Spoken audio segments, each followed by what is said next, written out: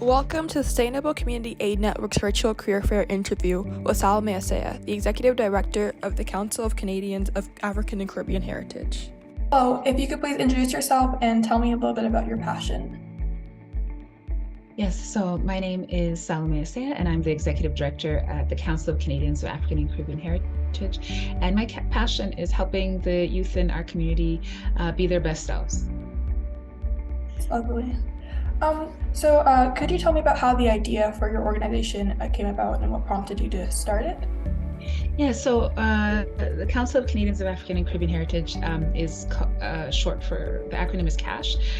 It started in 1985 with some elders who decided that there was need for advocacy in our community. So bringing all the smaller groups together to be able to advocate for themselves as a whole instead of as separate organizations. And with that, they started programs such as our tutoring and mentorship program, where we hire university or post-secondary students to become tutors and mentors to students from grades 1 to 12. And so that's been going on for 24 years. And we also have a program called Afro Quiz that has been going on for 31 years. And that is a program, it's a Jeopardy style game show where we teach kids aspirational Black history. So Black history that they can feel proud about and feel really good in their skin. And when they're learning this content, that it's not only going to be negative or just one-sided. So it gives them a real spectrum of what to about the story that they tell themselves about who they are. So there's that. We also have youth programs that are for youth to gain access to scholarships and get ready for their careers, future careers, and just to be their best selves, really. So giving them skills that they may or may not have gotten in their home families, but reiterating it where they learn it in a cohort or in a group of other like-minded youth, and helping them learn the importance of being part of a community and giving back to community as well. It's really nice. I know that community is really important. Like the whole Afro quiz is really interesting because I know when I was in elementary school and high school, the Black history I was taught was very limited. And then even so even for my history class, instead of learning of good things, we kind of read 12 Years a Slave, and we didn't really it was really focusing on the positives of Black history. So I think that's really, yeah, and I think that's really why it's resonated and lasted for so long, is that it was really an initiative done by the elders who just weren't seeing it changing in our school curriculum, and they decided to basically take power for themselves and create it themselves. It's a lot of work. It's been volunteer run for all these years, and every year we have kids who come back and learn, and they compete. They get to win cool prizes like iPads and electronics that they could use for education, but they also get to network, with other kids. So if you might not be the only Black kid in your class or what have you, but you get to learn with, and it's open to everybody in the community as well, so which is awesome. So kids who are just interested in learning can come and do so, but predominantly it is Black kids from all over Africa and the Caribbean who come and participate, and just, the real prize is the knowledge, and the secondary prize is you get to, win some cool gadget. But then they also, so this year we evolved it, and so now they're competing in teams as well as individuals. So think of it like Wakanda Forever meets Harry Potter. They're competing in houses to learn Black history, and it's very exciting because you see little kids learning incredible content that they can use to share with their schools, and often they will do that. So we have stories of kids going into their schools. So for Black history, they'll do a presentation on what they've learned in Afro Quiz. There was a school that they did Afro Quiz in the class, and the kids went on and did some more leadership, and they've done a heritage presentation. So they wanted to learn about all the different cultures in their schools and present it. So they have this big wall that the kids created, and I think that's really showing pride in heritage and appreciation for other heritages, which is really important as Canadians as well, right? Yeah, exactly. It's really interesting. So you said that it started in 1985, so I'm not sure if you know, but what were the challenges that were faced at the beginning of the organization forming? Yeah, well, I mean, I wouldn't be able to speak Yeah. specifically about those. I was not around, but Yeah. I think that just as general as a nonprofit, Mhm. challenges are always around getting funding for your initiatives. If when it's volunteer led, it's managing volunteers and their time and how people's commitment levels. Um, but luckily, everybody who is part of this is really committed and like they believe in the cause, right? So we've had people volunteer for 10 years and plus. And right now we have, so the elders who started, their kids, their kids who have been part of it. So it's generational. And then also, kids who started in our tutoring program. So they were receiving tutoring. They, excuse me, they received tutoring. Then now they became tutors. They've now gone on to participate as adults in our organization. And one gentleman in particular, he was able to advocate to his workplace to get a contribution of $20,000 to our tutoring program. And so this is like long after he's gone, he's still advocating for it. So although there are challenges, I think there's maybe even more benefits. It's hard work, right? But when people believe in it and believe in the benefits of the cause, I think it's definitely worth it. Mhm. Yeah. So it's like it kind of creates a legacy. Like people will continue to go Absolutely. back and continue to give to their community. That's Absolutely. Yeah. so.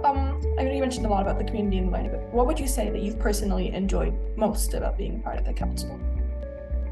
Ah, so I work with a great team of a board of directors. So I answer to a board of directors, and they're really a dynamic group of people from their 20s to their 60s. That we all get along really well. Really great communicators, passionate about being positive influences in their community. So I love the work I do with the board or in consultation with the board. But probably the highlight is seeing the kids either excelling in school where maybe they had struggled, seeing them share the what they've learned in Afro Quiz, competing is always super exciting. And when they encourage each other, I think that's always super sweet to watch kids yelling, "You can do it," to their friend on stage.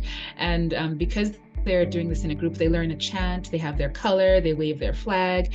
And so they're really supportive of each other in these groups. And it gives the teens a chance to be leaders and the young people a chance to have people who they look up to and just feel a sense of community. Where in Canada, we are from all different parts and we kind of come together. And I think our youth really identify with that kind of identity that comes from many sources versus just like you are from this specific community and you organize yourself in that way. So a kid from Africa would connect really well with a kid from the Caribbean with that shared identity. And I think that it's watching those relationships develop is very exciting and heartwarming to me. That's lovely. So what personal qualities do you have that you think have brought you to this point in your life, like you being a part of this wonderful council?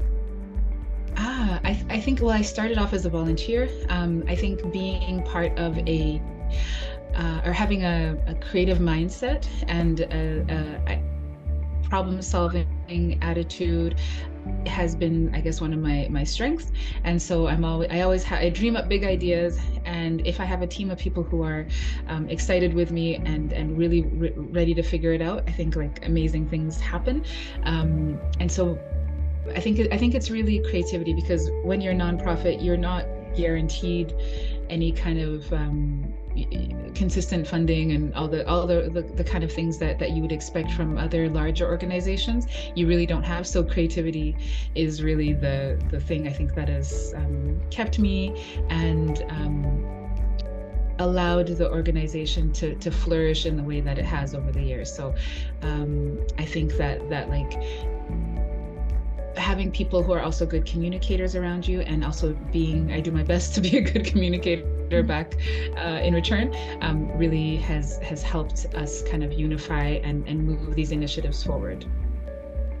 Yeah. Thank you.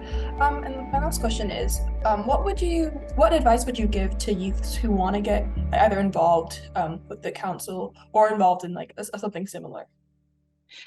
So I would say for youth, I would say to definitely sign up for our Youth Opportunities newsletter. We have been a part of over a quarter of a million in scholarships in the last 2 years. Most recently, a young lady came to our session and she got an $80,000 scholarship from UBC, and others got $40,000, and many others have gotten smaller scholarships.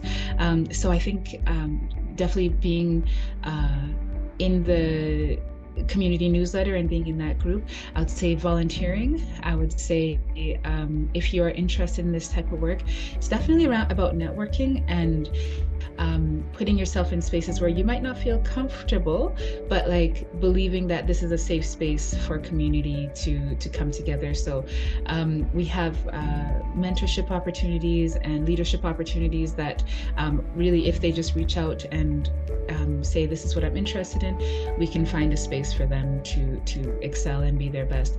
I think youth have a perspective that nonprofits and other organizations are really interested in hearing, and we don't often get that opportunity, or we find it more challenging. And so youth who are willing to share their insights and willing to give feedback, those are really great ways to help and to be a part of something big in a small way. Giving your opinion helps us help the youth, and it also gives them a way to also give back so that we can create progress in our communities. Thank you. So that was my last question. Is there anything else that you'd like to add?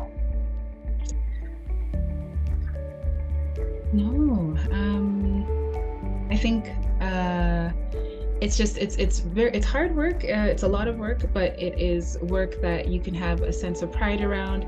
It's work that has impact in the community. It's work that involves other players who are also passionate.